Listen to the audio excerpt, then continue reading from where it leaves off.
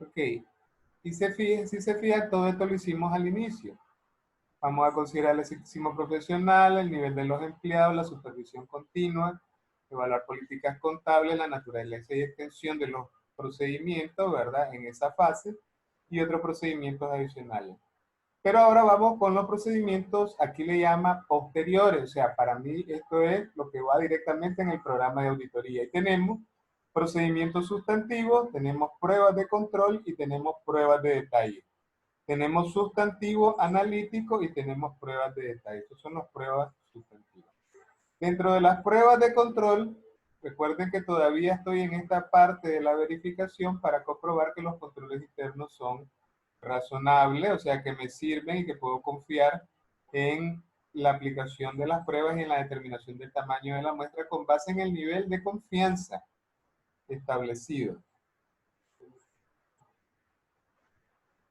Y después tenemos los procedimientos sustantivos. Los procedimientos sustantivos son las actividades específicas que me van a llevar a verificar si la aseveración dentro del saldo de la cuenta que yo estoy analizando es como. Acuérdense que hacemos ahí, ¿qué cosa? Prueba de hipótesis. Mi hipótesis es la afirmación existe, ¿verdad? La afirmación, valuación, la afirmación, integridad.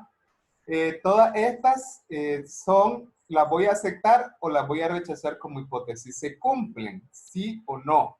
Nada más que no digo si se cumple o no se cumple, sino que acepto o rechazo la hipótesis. Entonces, por ejemplo, recuerden, para probar, por ejemplo, la existencia física, tengo que hacer un procedimiento, que sería mi prueba, que es ver físicamente el bien, ¿verdad?, el artículo. Si lo que quiero probar es evaluación, tendré que hacer unos recálculos. Si lo que quiero probar es integridad, tendré que ir a revisar que la documentación en las fechas y en los consecutivos fueron registradas en las fechas realmente que corresponden al periodo que estamos evaluando. Entonces, estas son las pruebas de detalle, son las pruebas concretas específicas que me llevan a validar si las afirmaciones o aseveraciones como hipótesis, ¿verdad?, que se cumplen, se aceptan o se rechazan. Ahora, por el lado de los procedimientos sustantivos analíticos, estas son pruebas, ¿verdad? Recuérdense que en los procedimientos sustantivos analíticos, ¿de qué estamos hablando? Estamos hablando de comparaciones, porcentajes. Aquí podemos hablar fácilmente para tener una visión de los análisis financieros horizontal y vertical. Entonces, ahí tenemos comparaciones analíticas que me van a decir, por ejemplo, que en los últimos 3 años mi costo de venta ha andado por el 61 hasta el 64%. Esa ha sido la variabilidad, la varianza, recuerden. Entonces, si en el año que estoy auditando miro que el costo de venta se me subió a 70%, o sea, se sale de mi rango, de mi variabilidad, y entonces yo ya sé que por ahí puede haber algún tipo, ya sea de error o de problema o de mal cálculo, o por el contrario, se me lo bajan hasta el 55% del costo de venta. Entonces eso ya me da un indicio de que puede ser que algo ahí no está bien. Entonces, yo le pediré explicaciones a la administración y la administración me dirá, ¿verdad? Por ejemplo, subieron los impuestos, subieron mi materia prima, los costos de importación se me dispararon, o por el contrario, en el caso del 55%, mis costos se redujeron porque cambié de proveedor, tengo un sustituto que me da unos precios, unas condiciones, me da bonificaciones, etcétera. Entonces, todos estos elementos yo lo voy a ir considerando para después aterrizar esos indicios que me están dando los procedimientos analíticos, los voy a insertar en una prueba de detalle para validar si la explicación que me están dando está bien. Por el contrario, si los resultados de mi análisis quedan dentro de los rangos históricos que se ha movido el saldo del costo de venta, entonces eso me va a dar igual también un indicio de que el saldo que se está presentando allí es razonable.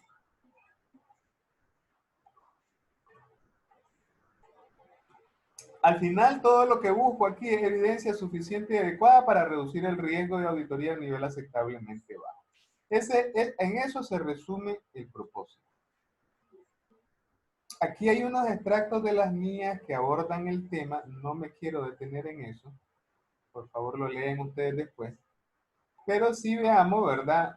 Un poco acá la lógica del flujo de las transacciones y tenemos por acá los procedimientos de auditoría posteriores. Yo le voy a llamar a esto un programa de auditoría, donde, ¿qué es lo que voy a evaluar? Voy a evaluar los saldos de las cuentas del balance general, el flujo de transacciones del estado de resultados, las notas y revelaciones, estado financiero. Si ustedes se van a la primera presentación donde está la introducción a la auditoría, fue el primer, ¿verdad? La primera presentación que vimos cuando iniciamos las clases, vamos a ver que las aseveraciones están organizadas por saldos de cuenta, por saldo, saldo de cuentas del balance general, que es lo que voy a evaluar, el saldo. Por el saldo, fíjense que aquí ya no digo saldo, digo flujo de transacciones del estado de resultado. ¿Por qué? Porque aquí en el estado de resultados yo veo las ventas, por ejemplo, total ventas, y el total de ventas implica facturas desde el 1 de enero hasta el 31 de diciembre. Pero cuando yo voy a evaluar el balance general y lo que tengo son 50.000 córdobas en la cuenta de banco, entonces yo no voy a evaluar todas las transacciones que sucedieron en la cuenta de banco. ¿Qué es lo que voy a evaluar? Voy a evaluar el saldo por 50.000. En el caso de las cuentas del balance, yo lo que necesito saber y asegurar es que ese saldo que se me está reflejando es correcto. Yo no voy a ver las transacciones de cómo se conformó ese saldo desde el 31 de diciembre para atrás hasta el 1 de enero. No, no, no. Lo que voy a ver es que si dice que tengo en inventario 100.000, entonces tienen que haber artículos que multiplicado por sus costos unitarios me sumen 100.000. ¿Qué pasó con ese inventario de ahí para atrás? No lo voy a ver como saldos, ¿verdad?, del balance general. Por el contrario, si aquí lo que quiero ver es el gasto de nómina, yo tendré que ver todas las nóminas que se pagaron desde el 31 de enero, o voy a opinar más bien por las nóminas que se pagaron desde el 31 de enero, perdón, desde el 31 de diciembre, yendo para atrás al 1 de enero. Entonces tengo que ver, por eso, flujo de transacciones. Y por último, también debo de aplicar algunos procedimientos para verificar, ¿verdad?, que las notas o las revelaciones que se hacen también sean correctas y coherentes con los saldos del balance general y con los flujos de transacciones del estado de resultados. O sea, que hay algunos procedimientos específicos que me van dando una guía de cómo desarrollar esos procedimientos, ¿verdad? Y asientos de diario, cómo voy a hacer algunos procedimientos sobre las estimaciones, algunos dicen procedimientos de transacciones importantes. Entonces, todas estas son como una especie breve, ¿verdad?, de guía de cómo hacer la evaluación. Yo no me voy a detener en eso, eso ustedes lo van a revisar. Veamos acá ahora, ese. Características que debe tener la, ¿qué cosa? La evidencia de auditoría. Dice que la evidencia de auditoría tiene que ser suficiente, tiene que ser confiable, tiene que ser relevante y tiene que ser útil. Acuérdense que esta evidencia, ¿qué es lo que va a demostrar? Dos cosas. Uno, o para qué va a servir, ¿verdad? Uno, va a demostrar que el auditor cumplió su trabajo a cabalidad.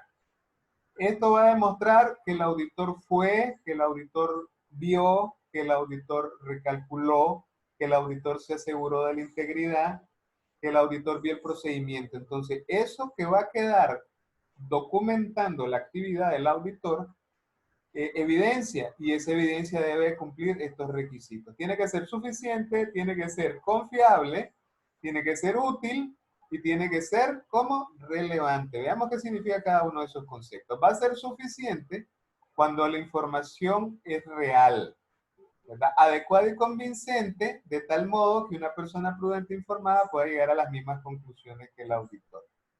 Entonces, por ejemplo, si yo fui a ver un vehículo, algo que todo el mundo va a estar de acuerdo y no va a discutir si existe o no existe el vehículo es si le tomo una foto.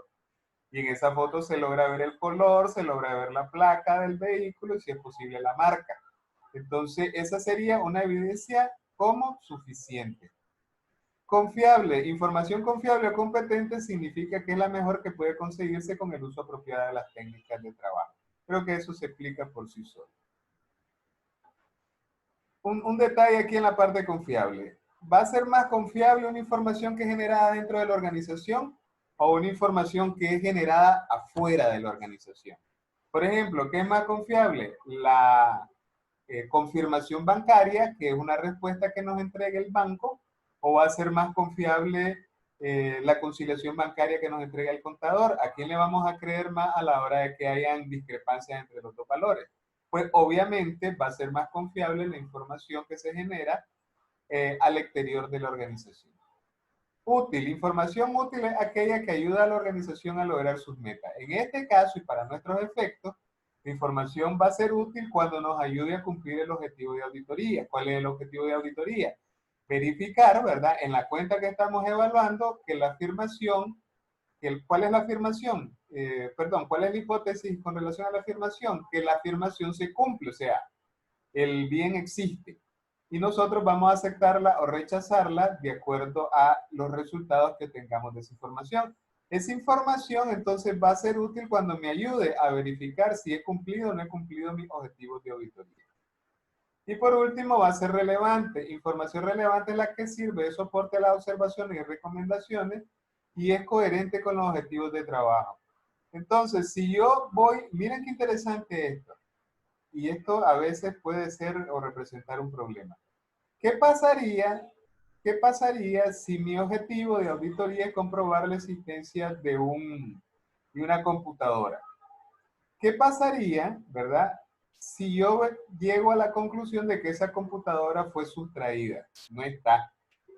¿Cómo voy a documentar el hecho para que cumpla los requisitos de ser relevante? Porque si yo simplemente fui y dije, aquí estoy y la computadora no está donde debía estar, yo necesito documentar eso. O sea, no basta con mi palabra, porque realmente a nosotros los auditores nos pasa a veces de circunstancias similares de esa naturaleza que yo voy, llevo a buscar un vehículo, llevo a buscar cualquier tipo de activo fijo o inclusive el mismo inventario.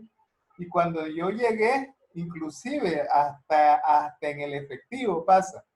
Cuando yo llegué no estaba.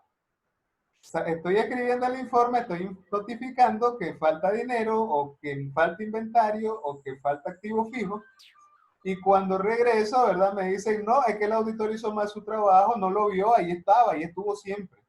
Y resulta que cuando vos llegas de nuevo, así ahí está la computadora, ahí está el inventario, ahí está el dinero, es que vos no lo viste, no hiciste bien tu trabajo. Entonces, si yo no logro documentar ese tipo de cosas, entonces realmente me meto después a ciertos problemas. Ok. Fuentes de la información, acabamos de hablar, ¿verdad? Básicamente aquí, que el Disculpe, profesor, sí, un comentario. sí. Pero, digamos, en el momento que uno hace un arqueo, digamos, está participando en observación o acompañamiento, se hace un acta y en ese momento queda como evidencia, aunque después se reporte en el informe de control interno. Igual en el levantamiento físico de inventario, uno hace un acta y queda en evidencia que hay un faltante, aunque después se reporte. Totalmente O sea, de acuerdo. Así es, Ever. Así es, porque, digamos, ahí la administración no puede alegar, al contrario con lo que estoy poniendo, digamos, que la administración va a decir después que ahí estaban las cosas. es correcto. Entonces, aparte de los papeles de trabajo, el auditor tiene que dar sustentado su, su, su procedimiento como tal. Totalmente. Así es como tú lo dices. El tema aquí es que yo sea lo suficientemente hábil, ¿verdad? Para documentar, para que después no me vayan a decir que yo hice mal el trabajo o que lo que estoy diciendo son locuras, ¿verdad? Esa es la parte aquí que hay que destacar y la parte relevante, ¿verdad? Que yo documente lo suficientemente bien, que cumpla con ese requisito de utilidad para que a la hora de que me contradiga la administración, yo tenga la evidencia suficiente para soportar mis opiniones y conclusiones a las que estoy llegando. Muy bien, excelente, ¿verdad?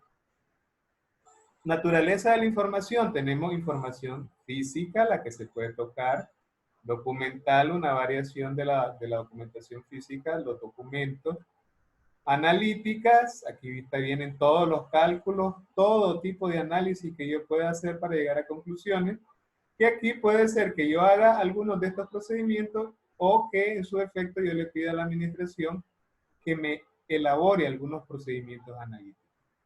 tengo como técnicas, ¿verdad? La entrevista, el recálculo de datos cuantitativos, la prueba detallada, la observación e inspección, información generada. Dice aquí, que aquí tengo dos procedimientos, ¿verdad? Observar e inspeccionar. Para efectos técnicos, nosotros vamos a utilizar observar cuando vayamos a ver procesos o cuando vayamos a ver eh, aspectos físicos, como son inventario, efectivo en mano, activo fijo. Entonces vamos a observar. Y vamos a utilizar la palabra inspeccionar cuando se trate de documentación. Entonces, en todo caso, cuando voy a inspeccionar, estoy hablando también de qué, estoy hablando de observar, ¿verdad? Pero aquí vamos a observar procesos o cosas físicas. Cuando digo cosas físicas me refiero a efectivo, inventario, activo fijo, etcétera. Inspeccionar lo vamos a dejar exclusivamente esta palabra cuando vayamos a revisar documentos. Aquí tengo algunas descripciones de los tipos de procedimiento, como por ejemplo la observación, y considérese observar, dice acá, cómo opera y está organizada la entidad, ubicaciones, instalaciones de la entidad, estilo operativo de la dirección y actitud hacia el control interno, operativa de diversos procedimientos de control interno y cumplimiento de políticas clave. Y aquí, miren, me habla de la inspección, considerar inspeccionar documentos como planes de negocio, estudios del sector, principales contactos, normativa, correspondencia, política y registro, manuales, informe, otros informes, etc. Información según procedimiento, tenemos exploración, muestreo y confirmación, ya hemos venido hablando de eso. Los grados de persuasión, este es si va, cuándo es más fuerte, ¿verdad? Cuándo es más débil. El grado de persuasión. En el caso de la auditoría es importante destacar que toda auditoría, la información que yo recolecto tiene un carácter persuasivo, no conclusivo.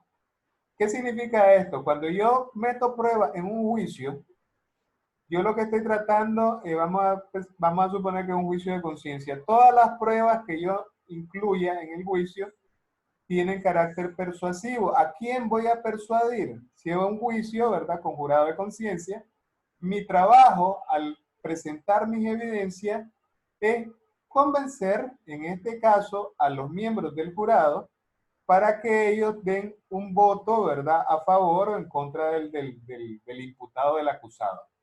Entonces, esa misma lógica se aplica aquí. La información que presente el auditor no es de carácter matemático. Ya cuando yo hago una prueba y digo 1 más 1 es igual a 2, allí no hay discusión, no hay juicio, ¿verdad? Que valga, ni jurado de conciencia que me vaya a decir que está de acuerdo con que sea 2, esté en desacuerdo con que sea 2. Mientras que estamos hablando de ciencia exacta, ¿verdad? En el caso de la auditoría, no. En el caso de la auditoría, lo que yo busco es, a través de la evidencia, que me persuada. ¿A quién voy a persuadir con el grado de evidencia? Me voy a persuadir a mí mismo, en primera instancia. Y en segunda instancia, voy a persuadir a cualquier persona que quiera validar cómo llegué yo a mis conclusiones. Entonces, a eso se refiere básicamente el grado de persuasión. Yo tengo que subir y ser más preciso con la información que voy a buscar en la medida que el concepto del tema sea más complejo, ¿verdad? Sea más difícil de manejar. Procedimientos analíticos, ya dijimos que son análisis de tendencia, comparaciones, vamos a ver algunos, dice, diferencias no esperadas, ausencia de diferencias cuando eran de esperar, por ejemplo, ¿qué pasa cuando yo estoy analizando y comparo el presupuesto con la realidad y todo me sale exacto? Entonces, esa ausencia de diferencia me tiene que llamar la atención porque es imposible básicamente que un presupuesto se cumpla en un 100%. Errores potenciales, irregularidades o actos ilegales potenciales, otro hecho de transacciones no habituales o recurrentes. Por ejemplo, aquí en la parte de los actos ilegales, para nosotros, principalmente están vinculados a los temas de impuestos en las empresas en general, ¿verdad? En todas las empresas. Pero si son organizaciones reguladas, ya sea por la superintendencia, ya sea por CONAMI o otro tipo de organizaciones de esta naturaleza, entonces tenemos otros tipos de actos ilegales potenciales que pudieran estar ocurriendo. Tengo que comprender bien el sector en el que está el cliente que estoy auditando. Algunos procedimientos analíticos incluyen comparación de información, comparación contra presupuestos, sistema de partida doble, comparaciones contra la industria, comparación con información operativa, condiciones macroeconómicas, información no financiera externa. ¿Okay? Con eso estaríamos terminando esta parte, esta presentación. Y ahorita vamos a hacer entonces la siguiente actividad. Dos cosas, ¿verdad? Dos cosas. Por favor, tomen un lápiz y un papel. Les voy a dar una instrucción ahorita. Por favor, tomen un lápiz y un papel. ¿Estamos listos? O en su computadora, ¿verdad? Si los que tienen más facilidad para escribir. Por favor, escriban lo siguiente. Van a elegir una cuenta de los estados financieros de DEFTA, que es ahorita el tema que hemos estado manejando más. Elijan uno de su matriz de riesgo, una de las cuentas que ya tienen analizadas en su matriz de riesgo. ¿Y qué vamos a hacer con eso? Vamos a hacer el programa de auditoría. Entonces, elija la cuenta y van a hacer lo siguiente. Uno, van a escribir dos objetivos de auditoría. Si quieren escribir más, no hay problema, ¿verdad? Pero van a escribir dos objetivos de auditoría. Van a escribir al menos un procedimiento de auditoría para cada objetivo. De los procedimientos me van a decir cuál es la población. Me van a decir cuál es la población y cómo determinaría, ¿verdad?, la muestra. ¿Cómo determinaría la muestra de la población? Obviamente, como no tenemos el dato de cuántos cheques, de cuántos recibos, entonces eso se lo dejo abierto a ustedes. Ustedes creen los elementos, ¿verdad?, de acuerdo a su criterio, la lógica que tiene DEFTA. Y nos vamos a ver en media hora. Yo tengo aquí que son ahorita las 10:30. Entonces nos estaríamos viendo a las 11 para discutir su programa de auditoría y a partir de este programa que ustedes van a preparar,